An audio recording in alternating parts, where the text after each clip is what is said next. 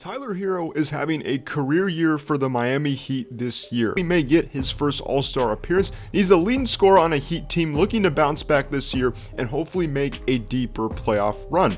With that said, there were 12 players drafted before him in the 2019 NBA draft, coming off an all-rookie appearance and then a Sixth Man of the Year as well a few years ago. Herro is looking to cement himself as a top guard in the NBA after struggling with some injury issues last year.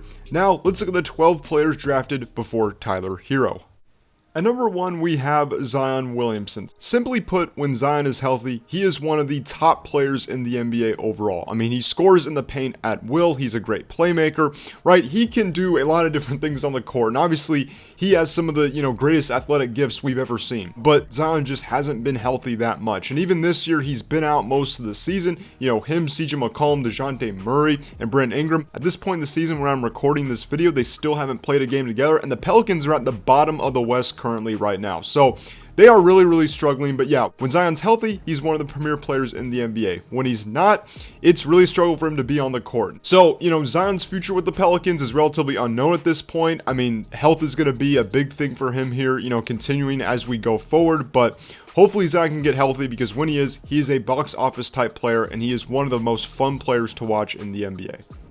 At number 2, we have Ja Morant. After being out most of last season with injuries, he has really bounced back. The Grizzlies are back to being, a top team in the West. And Ja Morant, man, he has just continued doing what he does best, right? Attacking the rim, being a great playmaker, leading this Grizzlies team. And he also had a ridiculous dunk recently as well, where he did kind of a double clutch reverse dunk on Kristaps Porzingis. There was one other player involved as well. I forget exactly who it was. But yeah, that was one of the craziest dunks I've ever seen. So Ja Morant, he looks really good, coming off, what was a down year for the Grizzlies overall with injuries and just a lot of other things going on. But now that Ja is back and healthy, the Grizzlies are at the top of the West, and hopefully they can, maintain that throughout the rest of this regular season and hopefully make a deep playoff run as well. So Ja Morant, he's continuing to look to lead this team throughout the rest of the regular season, and hopefully he can stay healthy. At number 3, we have RJ Barrett. Honestly, I think he's having a really underrated year with the Toronto Raptors so far. He's really bounced back. He's honestly taking on more of, of the scoring and playmaking load from Scottie Barnes. So yeah, Barrett has taken on more of that scoring role, but he's looked really good so far, playing for his hometown team, the Raptors. And yeah, hopefully he can help lead the Raptors, back into playoff contention here within the next, year or so. Maybe this season, if the Raptors can go on a run here, and get back in kind of the playing range in the East. As the Eastern Conference is, relatively weak this year, at least from a standpoint that a lot of teams are around, that 500 mark so far, at least during the 2025 season. But yeah, Barrett has been excellent on the Raptors so far this year, and he will definitely be a cornerstone piece for them going forward, along with Scottie Barnes and Emmanuel Quickley. At number 4, we have DeAndre Hunter. He has come off the bench most of this season so far for the Hawks, as they have opted to start Zachary Richeche instead. But either way, Hunter is still, a pretty solid 3-and-D wing in this league. He can shoot the ball pretty well. He's got great, size, length, and athleticism on the defensive end of the court.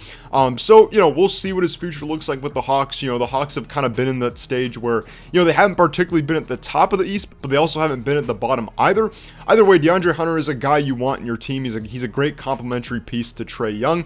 And so we'll see if he kind of, stays in this kind of 6th or 7th man role, over the course of this season, or whether Quinn Snyder will go back to start him. By the way, DeAndre Hunter, he's a really solid player, and hopefully he continues, to grow and improve his offensive game and, stay with the Hawks here going forward. At number 5, we have Darius Garland. He has helped lead the Cavs to a 21-4 record so far as I'm recording this video. He has just been excellent, shooting the ball at an extremely high level, setting up the Cavs offense, being a really good playmaker and leader for this team. But yeah, I mean, he should continue to be a cornerstone piece for the Cavs, going forward. I just made a video on the Cleveland Cavaliers, so really not much more I can say about Garland, but he has just been excellent this season, besides, Donovan Mitchell, Evan Mobley, and Jarrett Allen. So this Cavs team, really good, and Darius Garland is definitely an integral part of that. At number 6, we have Jarrett Culver. He spent his point guard, shooting guard position. I think one thing, though, that was kind of hindering him at the NBA level was definitely his jump shot, but if he can improve that, I think he can come back in the NBA. He's still relatively young as well. But yeah, Jarrett Culver, he's looking to get back in the NBA, and hopefully he can get back on an NBA roster soon. At number 6, we have Coby White. He has cemented himself as one of the top scoring options on the Chicago Bulls. He had a breakout year last year, and honestly, he's on a pretty good contract, right? He's still relatively young, and I believe he's only on like a 3-year, $43 million deal or something like that. So yeah, his contract, easily one of the best in the NBA right now for the production that he's given you on both ends of the court, really being a leader on the Chicago Bulls team. Now, the Chicago Bulls, they're kind of in that middle stage, right? They're not particularly, let's say, like a top contender in the East, but they also, have a decent amount of talent on this roster. So Coby White, I don't know if he's a trade candidate or not. Maybe potentially he could be, but he's still relatively young. I would think that he could be a cornerstone piece for the Chicago Bulls team going forward. But either way, Coby White having another, pretty solid season for the most part from kind of what I can infer and see. But yeah, Coby White, hopefully he can be an integral piece to the Bulls here going forward. And if not, there will be plenty of teams, wanting to trade for him because he's a great scorer, solid playmaker, and an improving defender as well.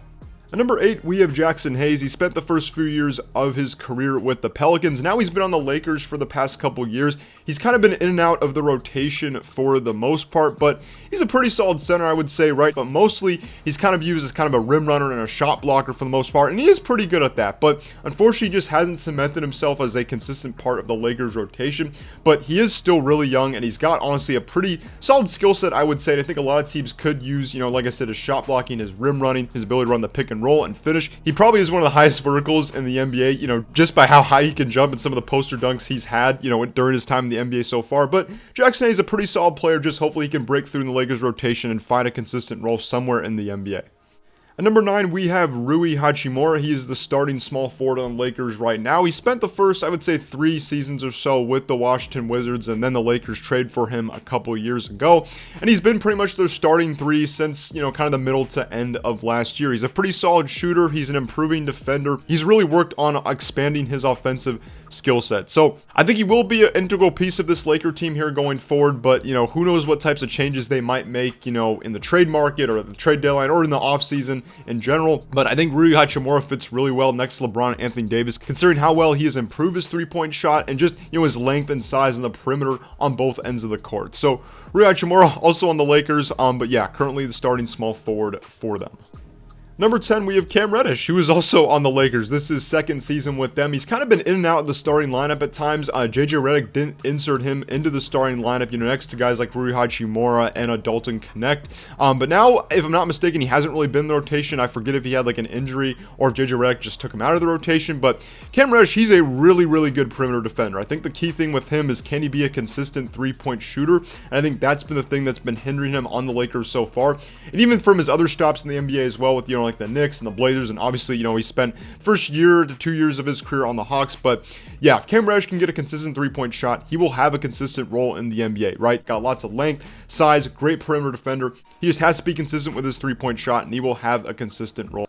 At number 12, we have PJ Washington. Man, he's been an excellent fit since coming over from Charlotte at last year's trade deadline. And obviously, he's looking to build on that momentum this season. Hopefully, the Mavericks can make it back to the finals now with the acquisition of Klay Thompson. But yeah, PJ Washington, he is a perfect fit alongside Luka, Kyrie, and Klay. He gives you some solid three-point shooting. He provides some length on the wing defensively as well. He can kind of play a small ball 5. So he's a really good fit for this team. I believe I saw a video recently that Dallas is actually his hometown team. So that's really, really cool. So like I said, hopefully he continues to stay on the Dallas Mavericks here going forward. He had a solid stretch of his career, for around his first 3 or 4 seasons with the Charlotte Hornets. But yeah, Dallas has been a perfect situation for him so far. Hope you guys did enjoy this video of the 12 players drafted before Tyler Herro. If you guys have any ideas for the series, let me know down in the comments below. But thank you so much for watching. Hope you enjoyed the video, and I'll see you guys in the next one. Peace out.